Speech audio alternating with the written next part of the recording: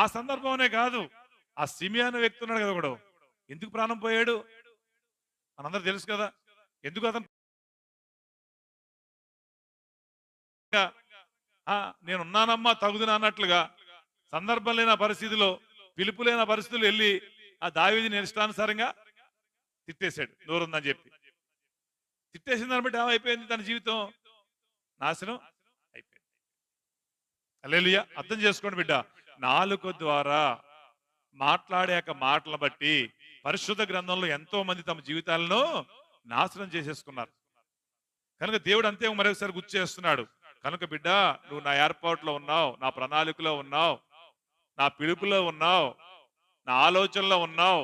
కనుక నీ విశ్వాసంలో అబద్ధానికి చోటివ్వకు, మోసకరమైన మనసుకు చోటివ్వకు, ఇచ్చకములాడే నోరు నువ్వు కలిగి ఉండకని దేవుడు చెబుతున్నాడు మనకి.